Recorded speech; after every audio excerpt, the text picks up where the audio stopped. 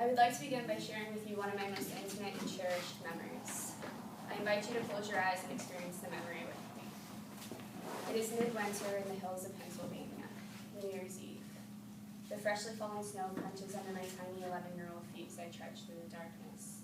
It is just before dawn as I finally nestle in the trees. I shiver in the cold. An hour passes as the forest awakens, and I hear her. My heart begins to race as I raise my rifle to my shoulders, carefully and slowly, pulling it tight. His breath stirs against my ear. Calm your hands. Steady yourself. He's coaching. Inhale deeply. Aim.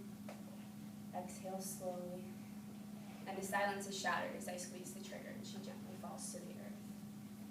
This experience changed my life, and since then I have forged many memories through the sport of hunting.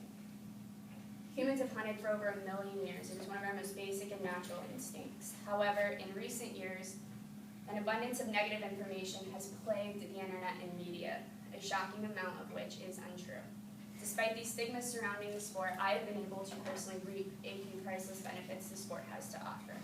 So today, I want to persuade you to look past this false negative information and open yourself to the factually supported benefits that hunting has to offer socially, environmentally, and economically.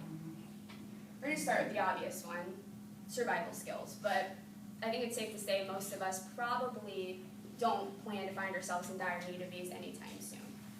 But it's so much more than that. Hunting promotes the development of crucial non-cognitive skills beginning at an early age. Upon initial evaluation, most people would not rank these cognitive skills or non-cognitive skills over cognitive skills. The non-cognitive ones are the ones that are not so easily measured by tests, such as self-discipline, versus cognitive, which is like a higher IQ. However, according to Angela L. Duckworth at the Department of Psychology at the University of Pennsylvania and Henry Schultz, Distinguished Service Professor in Economics at the University of Chicago, this may not be entirely true. In fact, they may actually argue the opposite. In the publication of her recent study, Grit, Perseverance, and Passion for Long-Term Goals, Duckworth says, self-grit or self-discipline, and I quote, demonstrated incremental predictive validity of success measures over and beyond IQ. Now, educators are struggling to develop these skills in the classroom setting, and they're turning to parents. As parents, hunting helps your child develop these skills, helps you develop these skills, and it also increases family time together. In recent years, you've seen an increase in technology. How many people have seen this being out? Here, you are not interacting with each other, you're not connecting, you're losing that relationship. But in this photo, you will see 1, 2, 3 generations together, outside, off their cell phones, connecting with one another, building relationships and memories, learning from each other. As hunting is also teaching these life skills, it's also promoting a healthier lifestyle as well. The physical demands of hunting are commonly overlooked. In an interview I recently did with Paul Stout, he talked to me about learning to hunt from his father and about teaching his own 5 kids and how the tradition has been passed down through his family. He told me the story of Uncle Joe, and I think this man really showcases well every benefit hunting can offer an individual. He is in his mid-80s.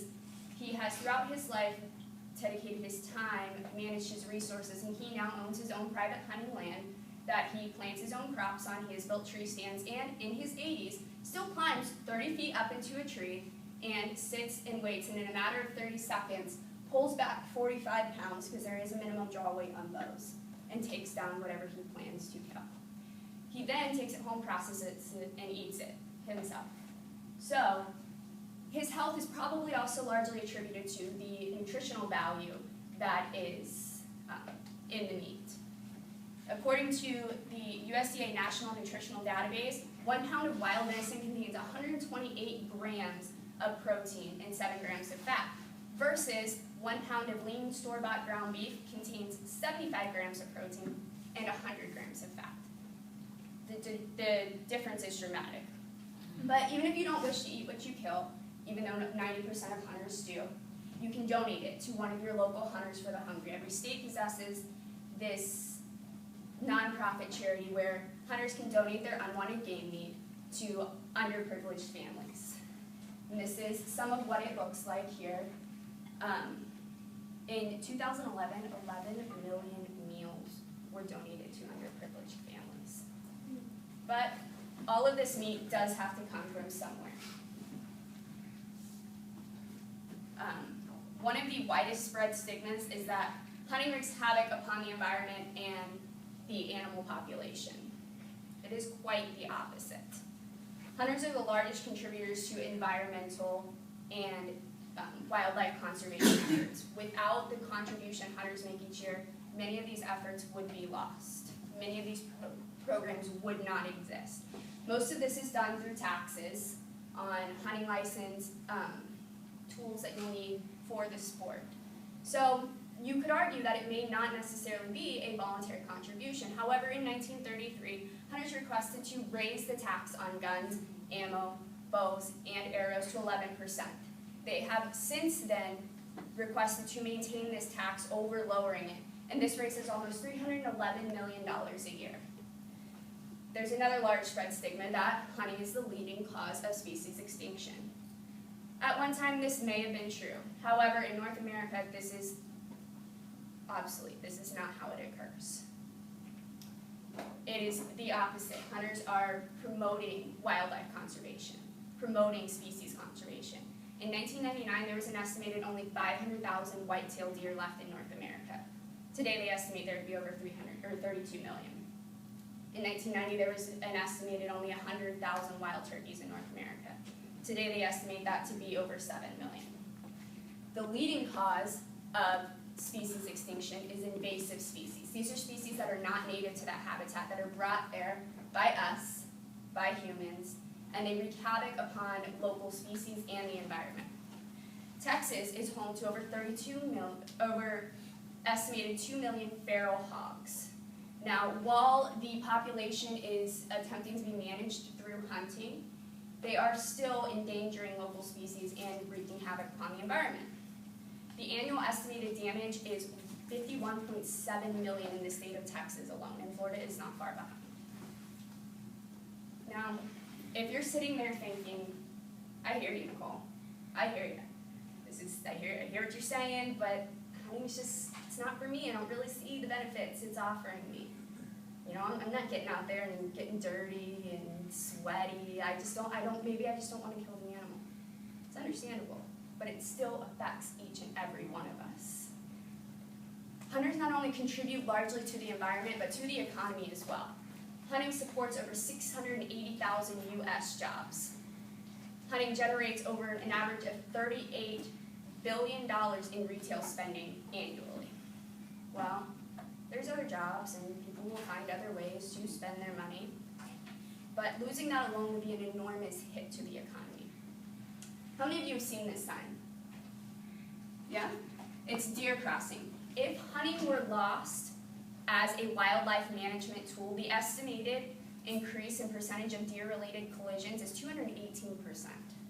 That is not only possible, useless, and the unnecessary loss of life, it's dangerous to humans and to both animals, and the damage cost is astronomical.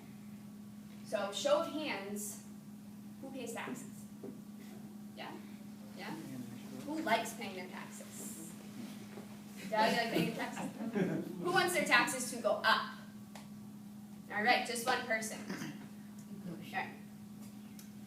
I'm gonna throw you a couple numbers. If hunting were lost as a wildlife management tool, these are estimated results. Government wildlife population management would cost taxpayers an estimated $9.3 billion. Fur bearers, which are your beavers and such, would tack on an estimated $265 million to control. On top of that, wildlife-related crop damage would be an estimated $3 billion annually.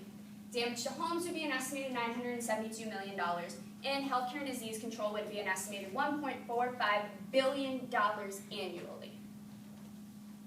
This totals $15 million per year of total taxpayer dollars. wants to foot that bill? Show of hands. Who wants to pay for that? I do. I pay for it every hunting season. I contribute to that. I am the reason